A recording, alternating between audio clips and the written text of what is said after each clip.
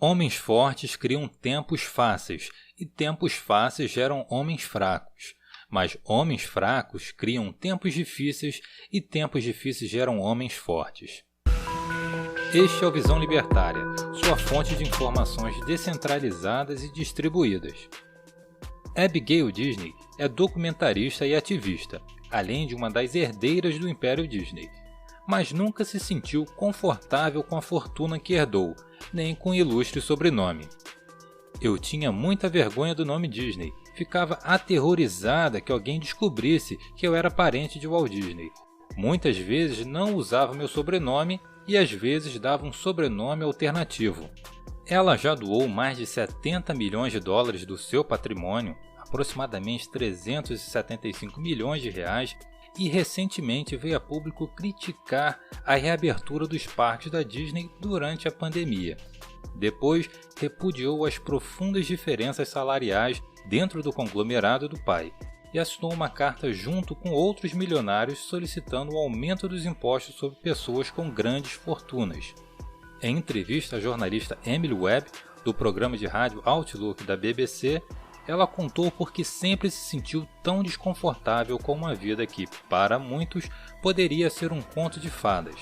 Aos 60 anos, Abigail Disney é uma mulher multimilionária, mas isso não a impede de pegar o metrô para conceder essa entrevista em Nova York.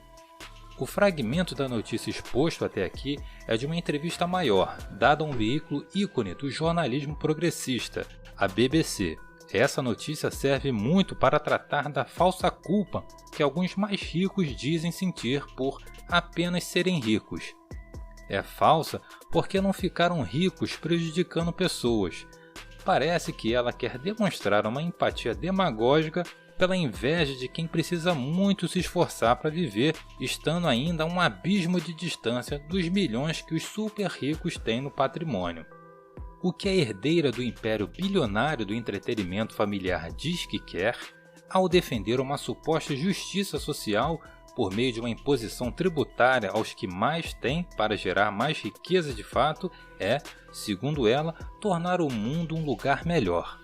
O problema nessa questão é que só um discurso carregado de apelos emocionais baratos pode fundamentar um resultado idealizado, e não o resultado real de se expropriar riqueza. Como já dizia o sociólogo alemão Franz Oppenheimer, existem exclusivamente duas maneiras de um indivíduo constituir riquezas. A primeira é pela produção e comércio, e a segunda pelo roubo e expropriação. Ao primeiro modo, o sociólogo denominou o meio econômico de adquirir riquezas, e ao segundo, ele brilhantemente denominou de meio político. O Estado, dizia Oppenheimer, é a organização dos meios políticos, é a sistematização dos processos predatórios sobre determinada região.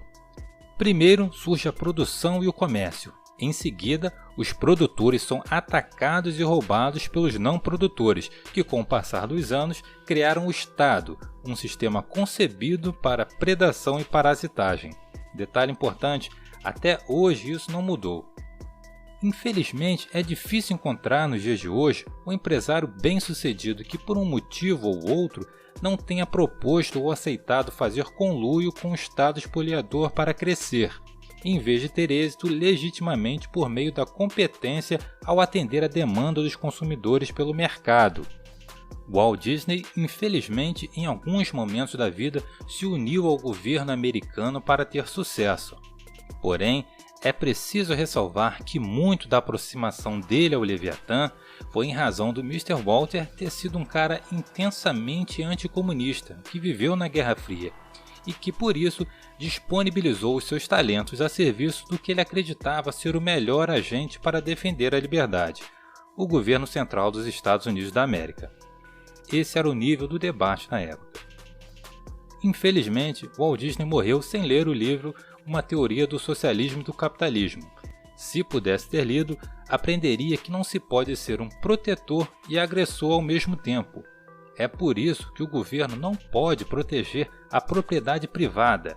garantir desnecessariamente direitos negativos porque são jus naturais e ao mesmo tempo exigir impostos compulsoriamente e aplicar penas para condutas que sequer vão contra a lei natural, mas que o Estado unilateralmente criminaliza.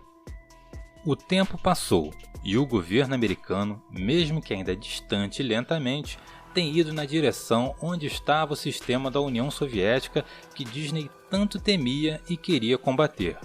O irônico é que uma descendente dele defenda abertamente o que o grande pai repudiava. Será que Abigail Disney está correta? Será que ela foi iluminada e descobriu que a sua classe, a burguesia, está do lado errado da história apenas por ser rica e que precisa concordar com a transferência compulsória do que possui para aderir à condição pior da classe proletária, que, segundo o marxismo, deve receber o quanto cada um precisa conforme a capacidade de quem tem? Não.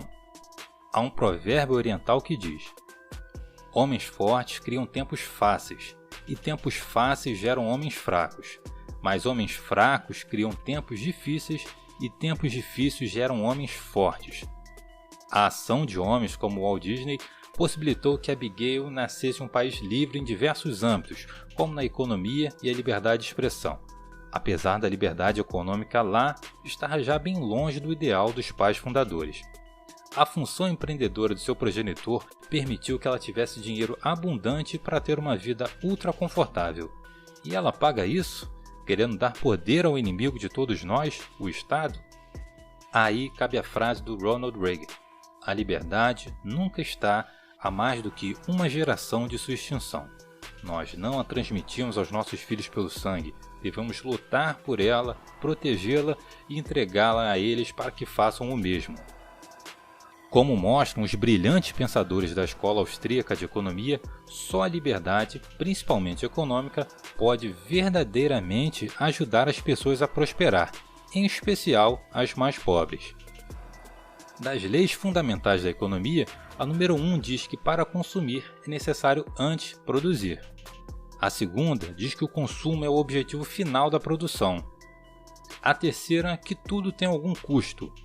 A quarta, que todo o valor é subjetivo. 5. É a produtividade que determina os salários. 6. Gastos são custos para uns e renda para outros. 7. Dinheiro não é riqueza. 8. O trabalho somente por si não gera valor. 9. O lucro é o bônus de um empreendedor bem-sucedido. E 10. Todas as leis econômicas são puramente lógicas. Mas riqueza, popularmente, é vista como abundância dos bens mais essenciais à vida que se leva e o acesso a bens que, mesmo supérfluos, nos levam a um estado de maior satisfação. A combinação disso com o fato da informação e do conhecimento estarem distribuídos de forma desigual entre as pessoas ajuda a mostrar por que a liberdade enriquece e o centralismo empobrece. Somente se fosse possível absorver todo o conhecimento disponível no mundo para que um poder central pudesse controlar e dirigir a economia e a vida das pessoas de forma eficiente, levando em conta as necessidades individuais. Mas é impossível. Assim, há um grande argumento utilitarista para que a economia seja livre. Olhe para a história do mundo e veja que só há uma conclusão possível, que é que nós, os seres humanos, originalmente vivíamos em igualdade de péssimas condições. Todos nós éramos igualmente pobres.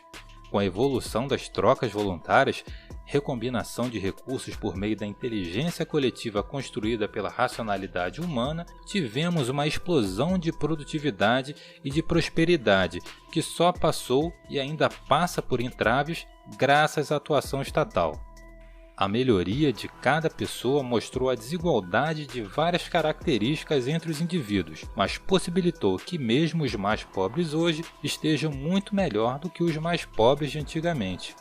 Pobreza é ruim e romantizá-la para sustentar argumentos de que as pessoas devem ter a obrigação de equilibrar as diferenças econômicas é tolice, porque não passa de uma retórica para a aplicação de controle. Abigail quer que os mais ricos paguem mais impostos, para que, supostamente, o Estado diminua as diferenças entre as pessoas. Isso é o mesmo que dizer que ela quer que joguem dinheiro no lixo e ainda, como o mundo mostra na prática, quanto mais igualdade o Estado promove, mais pobres estão as pessoas. Ela faria muito mais pelos pobres doando dinheiro para eles ou para projetos que os proporcionem condições melhores de vida. Faz ainda mais quando põe o dinheiro para gerar emprego e renda. Dar dinheiro ao governo só o incentiva a gastar da pior forma possível. Ricaços socialistas, quando discursam bonito defendendo que devem pagar mais impostos para ajudar o governo nas causas dos menos favorecidos, sabem que, no fim das contas, são eles mesmos que terão vantagens financeiras ao serem beneficiados por meio dos conchavos com os mais poderosos. Não há nada de imoral nem antiético em receber uma herança. Herança é um direito legítimo de transferir propriedade privada após cada falecimento durante a história da família. Quem herdou muito dinheiro e se sente mal com isso ou tem vergonha do seu sobrenome de família rica, por favor, sem demagogia, distribua entre os pobres, mesmo que não faça muita diferença, porque acaba sendo pouco para cada pessoa apoiada, mas ainda assim é melhor que dar ao Estado, que acaba desperdiçando com a própria estrutura, apesar de todo o discurso de que seja necessário para cuidar das pessoas. Bom, muito melhor faz a Disney, que gera empregos e procura fornecer entretenimento, que serve de válvula de escape para nos aliviar das agruras da vida. Obrigado por sua audiência. Esse artigo foi sugerido por Carlos, escrito por Atos Henrique, revisado por Stanley Calderelli e narrado por Luísa Dilé. Se você gostou desse vídeo, clique no ícone de curtir abaixo e compartilhe o vídeo em sua rede social. Se você deseja ser notificado de outros vídeos, clique em se inscrever e depois no ícone de campainha. Até a próxima!